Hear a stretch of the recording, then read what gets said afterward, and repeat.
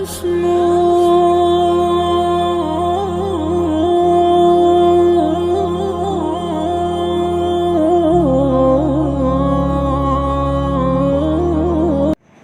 الله الرحمن الرحيم نحمده ونصلي ونسلم على رسوله الكريم أما بعد فقد عن أبي أمامة رضي الله تعالى عنه قال النبي صلى الله عليه وسلم من قام ليلة العيدين محتسبا لله لم يمت قلبه يوم تموت القلوب أو كما قال عليه الصلاة والسلام.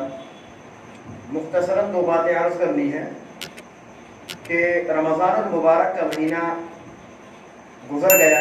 آج ہمارے یہاں ہندوستان میں 29ویں شب ہے اور بعض ممالک میں اب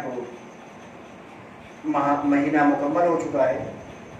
تو دو باتیں ضروری جو عرض کرنی ہیں. ایک یہ کہ آج کی جو رات ہے، آج کی رات کو عرف میں چاند رات کہا جاتا ہے اور اس کو لیلۃ الجائزہ کہتے ہیں.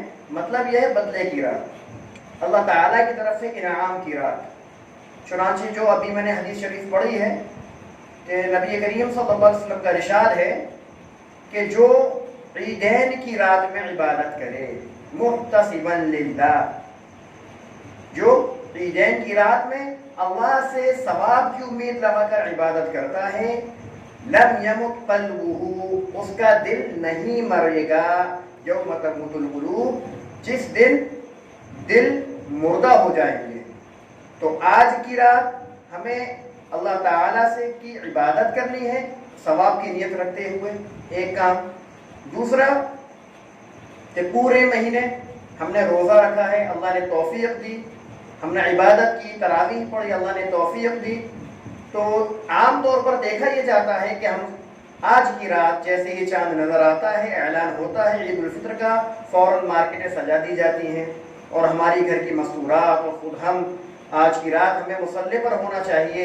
آج تو اللہ تعالیٰ کی طرف سے انعام ملنے کی رات ہے، بدلہ ملنے کی رات ہے. جیسے کہتے ہیں نا پونجی ملتی ہے محنت کو، مزدور کو محنت کرنے کے بعد میں.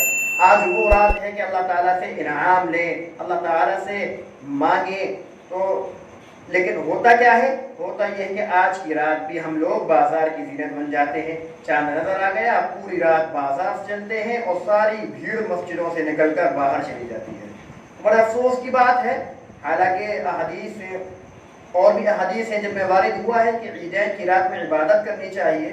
اس لیے آج کی رات بھی اللہ تعالیٰ سے مانگیں، اللہ تعالیٰ کے سامنے روئیں، گڑ گڑائیں کہ اللہ ایک ماہ مبارک ہم سے جدا ہو گیا، تو اس کی قدردانی ہم نہ کر سکے جیسا ہمیں کرنا چاہیے تھا، تو ہمیں معاف کر دے، اس جرم عظیم کو معاف کر دے اور آئندہ ہمیں رمضان کی قدر کرنے والا بنا دے.